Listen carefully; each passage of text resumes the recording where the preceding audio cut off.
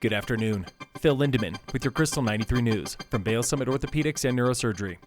A Silverthorne man is charged with felony assault for allegedly shooting his friend's finger and then refusing to meet police. The two were hanging out after midnight yesterday near Blue River Circle when the gun went off. Someone else took the injured person to the hospital, and that is when police got involved. When police responded, the accused man hid inside for 10 hours until noon before surrendering. He now faces 3 other charges, along with the felony.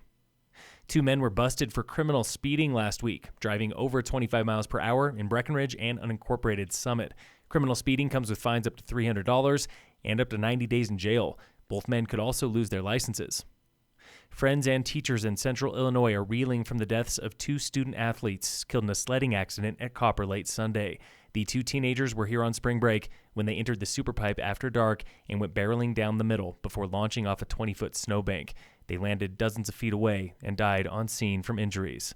Both were star football players at Prairie Central High School, about 2 hours south of Chicago. Writes the local superintendent, keep their families in your prayers.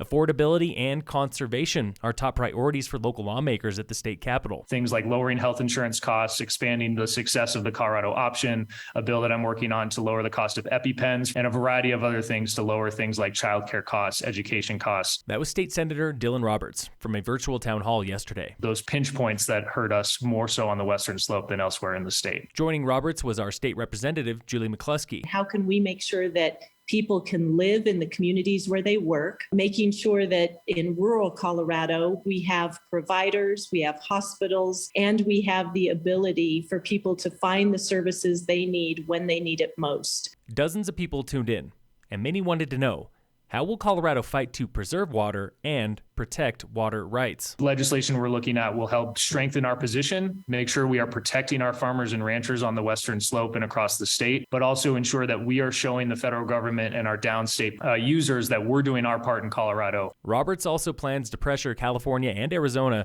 by capturing federal money. They need to be living up to their end of the bargain as they have been overusing their appropriation and we have been underusing ours. A new state bill would divvy up millions for reservoirs and water treatment.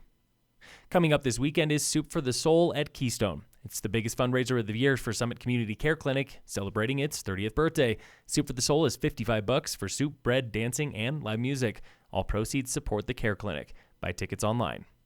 Summit Chamber is giving you one more day to nominate local businesses and people for the Summit Chamber Business Excellence Awards. Those nominations are due late tomorrow. You do not need to be a chamber member to qualify, and nominations are free.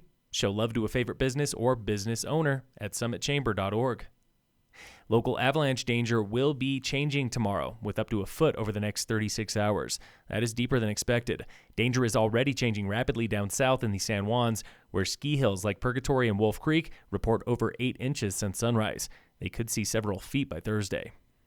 In sports, Team USA plays Team Japan tonight at the final for the World Baseball Classic in Miami. Game time's 5 p.m. on FS1. Team USA is the favorite, with a starting lineup worth $1.5 billion. And in local sports, Summit High Girls Soccer is playing Glenwood Springs at home today. Boys Lacrosse is playing Vail Mountain School away. Sam Burke of Dillon is your 2-time national ski mountaineering champion. Burke claimed the U20 men's vertical and sprint titles at the Skimo National Championships in Utah earlier this month. He was the only Summit local atop the podium. Phil Lindeman with your Krystal 93 News from Vail Summit Orthopedics and Neurosurgery.